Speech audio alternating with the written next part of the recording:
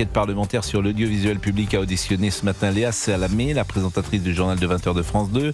Elle a été notamment interrogée sur son compagnon, le député européen Raphaël Glucksmann. Elle a défendu son travail de femme libre et elle a bien raison, tout en réaffirmant qu'elle quittera le 20h s'il devient son mari, son époux, candidat à la présidentielle. Je vous propose d'écouter Léa Salamé.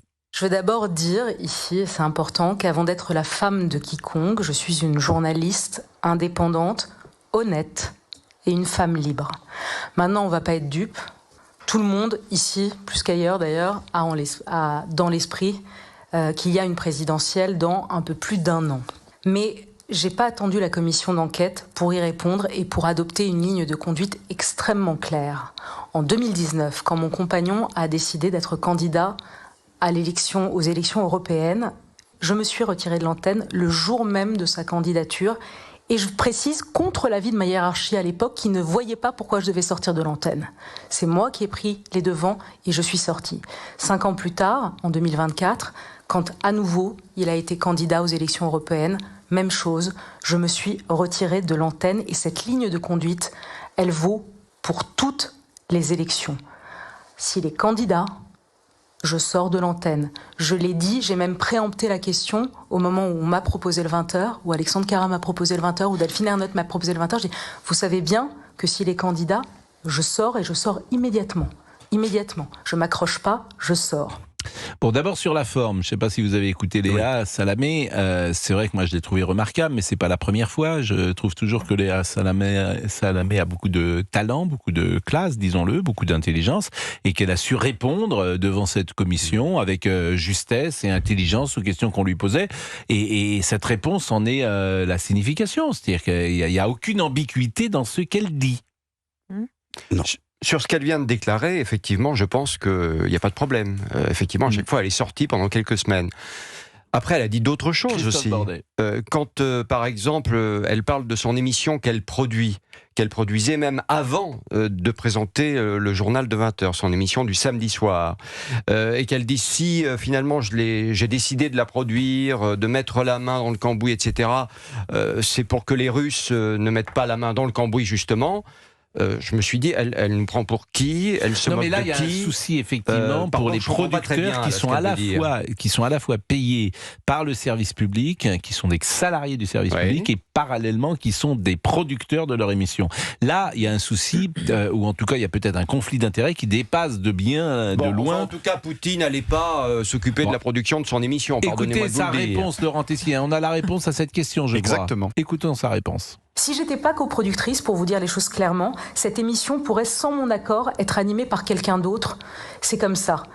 Ou alors, elle pourrait être achetée par une société étrangère sans que je donne mon accord. Par exemple, une société russe qui voudrait racheter le format de quelle époque.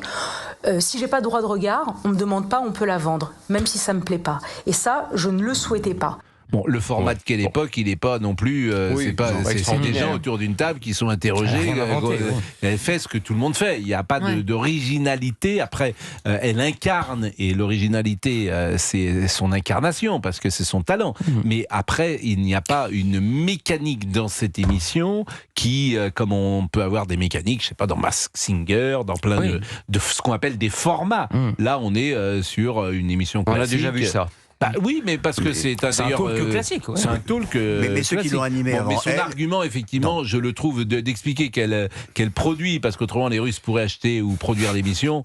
Bon, là, effectivement, il y a... Ils ne sont pas hyper intéressés par Christophe de Chavannes, je crois. Non, mais ceux qui l'ont animé avant avaient le même statut, ils étaient coproducteurs de la même manière. Oui, mais là, ça pose quand même un souci, pardonnez-moi. Alors, ce qui pose un souci aujourd'hui, et à la commission en particulier, c'est qu'on ne sait toujours pas combien ça coûte et combien elle touche sur ce salaire-là. Vous êtes en CDI et en plus vous produisez. Donc là, il peut y avoir un conflit d'intérêts dans les deux positions. Elle est salariée du 20h. Elle a dit, je touche pas 1 euro de plus. C'est ce que je vous dis, elle est en CDI. Oui, non mais il faut... Elle n'est pas en plus salariée du 20h. Elle n'a pas un CDI plus un salarié du 20h. Non, c'est la même chose. Elle a un CDI en plus pour le par rapport 20h, à quelle époque, mais en plus, elle est productrice et elle a ce salaire-là de coproductrice. Et d'ailleurs, vous remarquerez que depuis vendredi, où il y avait les responsables de France TV qui étaient entendus par la commission, et notamment Madame Muriel Pléné, depuis vendredi, aucun de ceux qui sont entendus, y compris Léa Salamé ce matin, y compris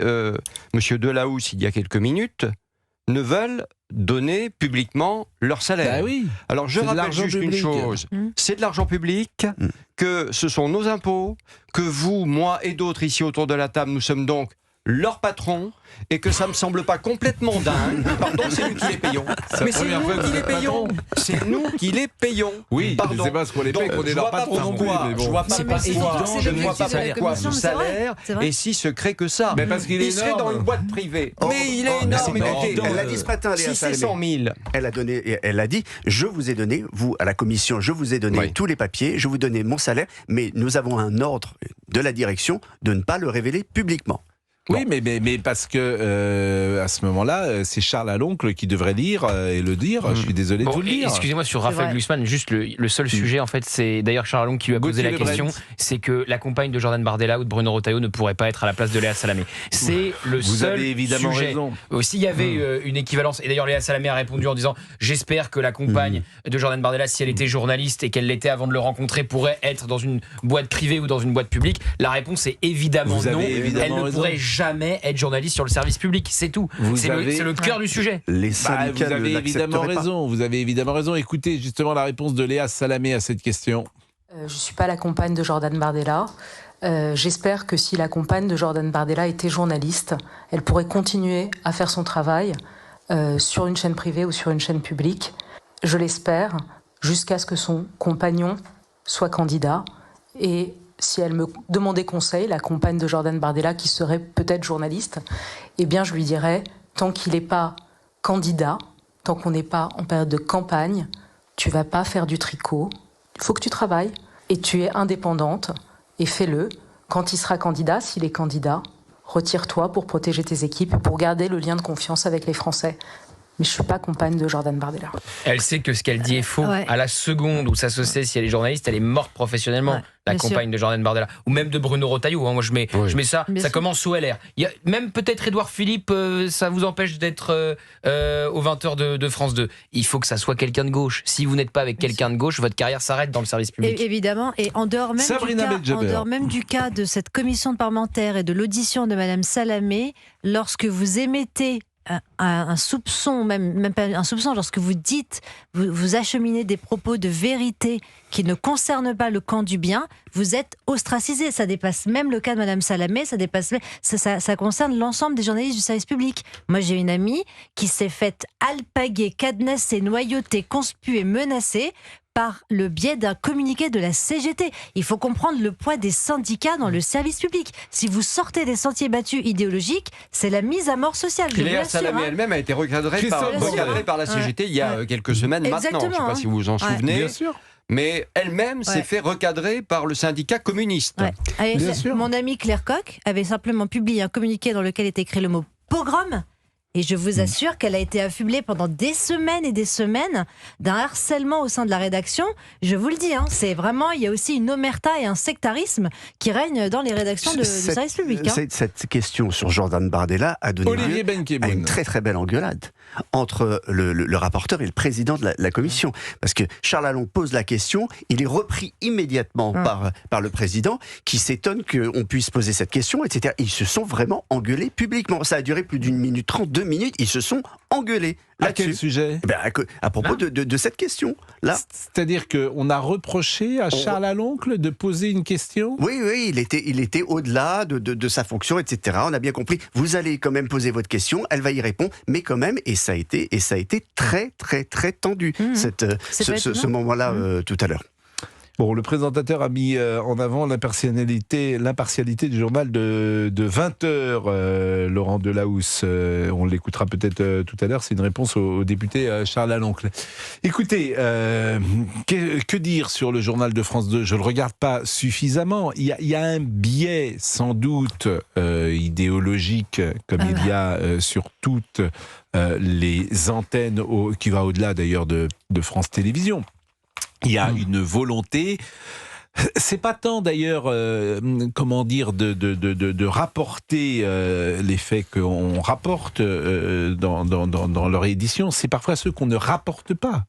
C'est ça souvent le souci. C'est pas ce qu'on dit, C'est-à-dire qu'il y a des choses qu'on ne dit pas. Vous avez raison, l'histoire de la nonagénaire qui a été violée par un OQTF.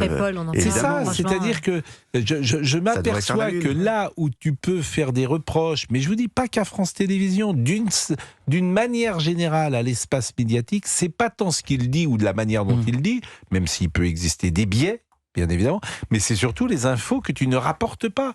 Et la nonagénaire, dimanche dernier, violée par un OQTF tunisien, c'est une information qui n'est pas rapportée dans le journal de France Télévisions à 20h. Ça, c'est votre biais de journaliste, Pascal. Mais mon biais à moi, par exemple, de citoyenne, c'est de savoir où va l'argent de mes impôts. Bien sûr, et vous avez raison. On va marquer une pause. C'est à quelle heure que sort votre célèbre... C'est à 18h ce soir sur les réseaux sociaux d'Europe 1. Instagram, Facebook et un réseau social que vous connaissez peut-être, TikTok. Oui, et en plus vous fichez de moi. Non. Mais si vous... je connais pas. Mais non. Le sous-texte, c'est vous êtes trop vieux pour... Non, vous apparaissez beaucoup dans le petit reportage. Oui. Ouais. La personne qui m'a cadré vous a beaucoup... beaucoup fixé objectif sur vous. Et dites-moi, il y a plusieurs versions. C'est le mariage de Georges Fenech. 5 minutes 30 ce soir. Il y aura une version, on va dire, qui va beaucoup plus loin dans tout ce qui a été filmé, qui sera de 8 ou 9 minutes, jeudi ou vendredi. C'est sur YouTube. C'est Steven Spielberg. C'est Spielberg, vous avez fait... mais en plus, vous vous fichez de moi, là. Mais c'est beaucoup de travail, hein. Attendez, j'ai fait 2 nuits blanches pour monter ce reportage, hein. Fais gaffe, ne fais pas du surmenage parce qu'après tu vas dormir pendant une émission. Il est 16h27. Vous pouvez me l'envoyer déjà que je le vois avant publication ? Non, ça y est, il est envoyé, non ? J'ai quand même. Je m'en fiche. Attendez. Non, mais vous rigolez. Non, mais j'ai l'image de moi. Il est envoyé, non ? Mais moi, je veux. Vous m'avez donné mon accord ? Vous m'avez donné mon accord ? Mais vous me l'avez donné ? Non, je ne l'ai pas donné. Eh bien, je vous le retire. 16h27.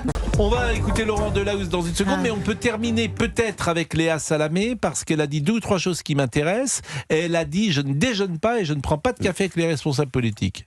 Il y a 2 écoles, vous le savez. Il y a ceux qui pensent qu'il faut... C'est souvent les éditorialistes politiques, et ils ont raison. Déjeuner avec vous pour avoir des infos, pour nourrir leur papier. Et puis il y a les intervieweurs. Et dans les intervieweurs, il y a deux catégories. Il y a ceux qui acceptent les cafés, les déjeuners, etc. Et il y a ceux qui ne veulent pas. Moi, je suis de celles qui n'acceptent pas. Je ne déjeune pas, je ne prends pas de café. Certains de vos collègues ont essayé de m'envoyer des textos en disant « Est-ce que ce serait bien de prendre un déjeuner ?» Je dis non à chaque fois, poliment, mais je dis non.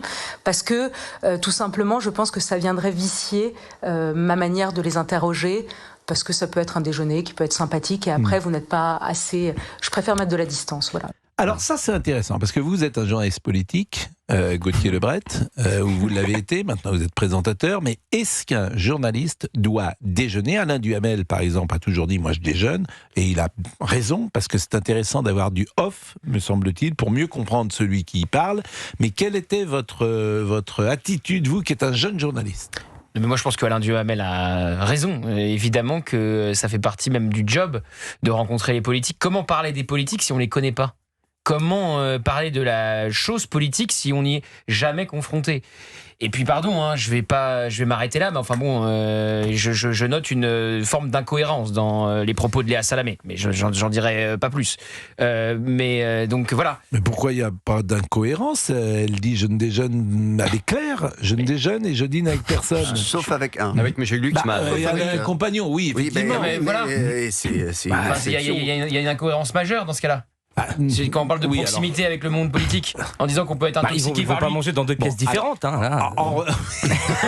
alors ils peuvent dîner ensemble et ne pas parler politique. On peut être suffisamment... Non mais c'est intéressant, c'est qu'effectivement on peut également imaginer que dans le cadre de ces activités politiques qui deviennent parfois des activités amicales...